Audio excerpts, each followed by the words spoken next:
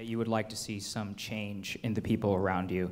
Does that include your Attorney General Jeff Sessions or either of your cabinet secretaries? No, I don't really talk about that. I just said that the White House has tremendous energy. It has tremendous spirit. It is a great place to be working. Many people want every single job. You know, I read where, oh, gee, maybe people don't want to work for Trump, and believe me, everybody wants to work in the White House. They all want a piece of that Oval Office. They want a piece of the West Wing.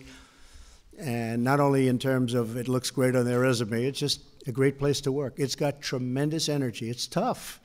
I like conflict. I like having two people with different points of view, and I certainly have that. And then I make a decision.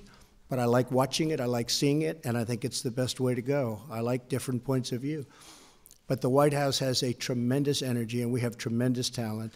Yeah, there'll be people, I'm not going to be specific, but there'll be people that change. They always change. Sometimes they want to go out and do something else, but they all want to be in the White House. So many people want to come in. I have a choice of anybody. I could take any position in the White House, and I'll have a choice of the 10 top people having to do with that position. Everybody wants to be there. And they love this White House because we have energy like rarely before. Okay? Okay, so it's Kajsa, Swedish Radio. Thank you. This is an election year for both of our countries. And I want to ask you, Mr. Trump, what do you think Sweden should learn from how the Russian influence campaign affected the presidential election in the US? Well, the Russians had no impact on our votes whatsoever, but certainly there was meddling, and probably there was meddling from other countries and maybe other individuals. And I think you have to be really watching very closely. You don't want your system of votes to be compromised in any way, and we won't allow that to happen. We're doing a very, very deep study, and we're coming out with some, I think, very strong suggestions on the 2018 election. I think we're going to do very well in the 2018 election, although historically those in the White House have a little bit of a dip. But I think we're going to do well because the economy is so good and because we're protecting our job like our jobs are being protected finally, like with what we're doing with the tariffs. But the big thing would be the tax cut and the regulations cuts. Also the judges. I mean, we have outstanding judges. Judge Gorsuch in the Supreme Court, and many judges going onto the bench all over the country. So I think we're going to do very well, and I think it'll be a tremendous surprise to people how well it's. The economy is so good, jobs are so good. Black unemployment, Hispanic unemployment at all-time lows. I mean, we're really doing well. So based on that, I guess we should do pretty well, and I hope so. But you have to be very vigilant. And one of the things we're learning is it's always good. It's old-fashioned, but it's always good to have a paper backup system of voting. It's called paper, not highly complex computers, paper. And a lot of states are doing that. They're going to a paper backup, and I think that's a great idea. But we're studying it very closely. Various agencies, including Homeland Security, are studying it very carefully. But are you worried about Russia trying to meddle in the midterm election? No, because we'll counteract whatever they do. We'll counteract it very strongly. And we are having strong backup systems. And we've been working actually, we haven't been given credit for this, but we've actually been working very hard on the 2018 election and the 2020 election coming up. Thank you very much. John?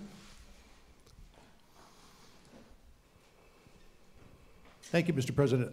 You spoke about North Korea in the Oval Office, so I'd like to turn to trade, if I could. My understanding is that the Prime Minister came to you with a message from the European Union Commission President saying, if you put tariffs on steel and aluminum, we'll slap you back with punitive tariffs on bourbon and jeans and the motorcycles that you talk about from Wisconsin. Are you still planning on going ahead with these tariffs? There are some people in your party who have suggested it's not a good idea. And Prime Minister Lofven, what's your perspective on tariffs, and what message did you convey to the President from Sweden and from the European Union? Thank you. Well, the United States has been taken advantage of by other countries, both friendly and not so friendly, for many decades. And we have a trade deficit of $800 billion a year. And that's not going to happen with me.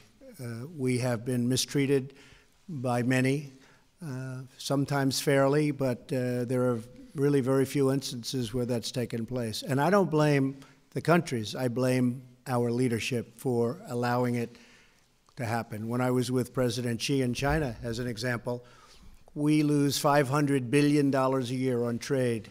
We have a deficit of approximately $500 billion a year with China. And we're doing things with China which are very strong, but they understand it.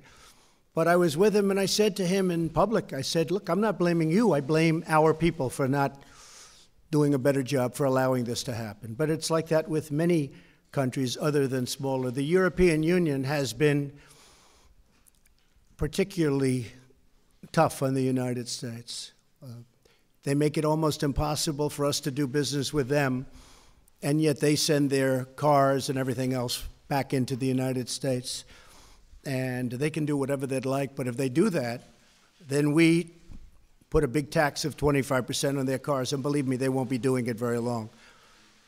The European Union has not treated us well, and it's been a very, very unfair trade situation. I'm here to protect, and one of the reasons I was elected is I'm protecting our workers, I'm protecting our companies, and I'm not going to let that happen. So we're doing tariffs on steel. We cannot lose our steel industry. It's a fraction of what it once was, and we can't lose our aluminum industry, also a fraction of what it once was. And our country's doing well. The massive tax cuts and all of the deregulation has really kicked us into gear. But I have to work on trade deals. We're working on NAFTA right now. And if we're able to make a deal with Canada and Mexico in NAFTA, then there will be no reason to do the tariffs with Canada and Mexico. But again, other countries, we won't have that choice. And unless they can do something for us. As an example, if the European Union takes off some of the horrible barriers that make it impossible for our product to go into there, then we can start talking. Otherwise, we're going to leave it the way it is. So the fact is we've been mistreated as a country for many years, and it's just not going to happen any longer. How do you avoid this escalating? How do you avoid this escalating into a trade war? Well, we'll have to see. You know, when we're behind on every single country, trade wars aren't so bad. Do you understand what I mean by that?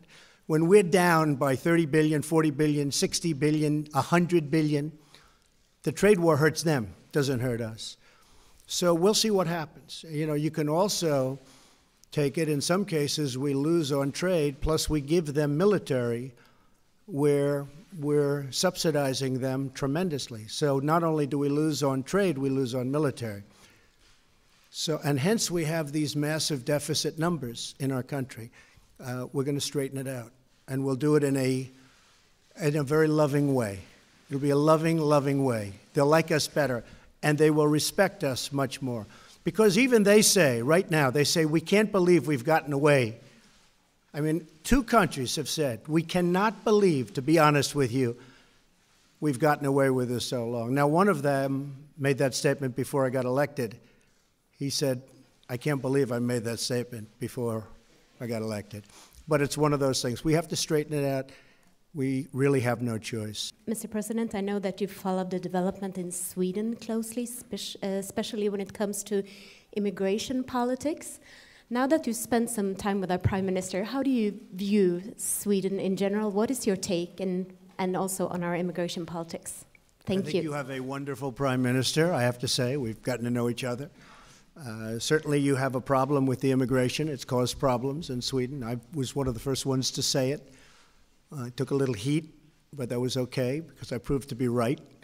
But you do have a problem, and I know the problem will slowly disappear, hopefully rapidly disappear.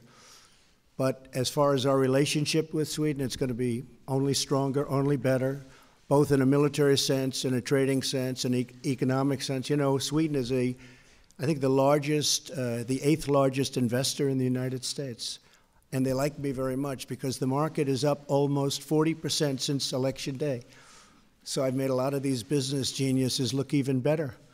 So they like Trump. But you know, it's been up very substantially. But I believe Sweden is about the 8th largest investor in the United States, and that's quite an achievement. North Korea? We've been working on North Korea. Sweden has somewhat of a relationship with North Korea. We've been working with North Korea. As I said, Otto was really brought home, unfortunately, in very poor condition, but Otto was brought home largely with the help of Sweden. They're terrific, terrific people. People from Sweden. The Swedish people are fantastic people. I have many friends in New York, in Washington, from Sweden, and they are fantastic people.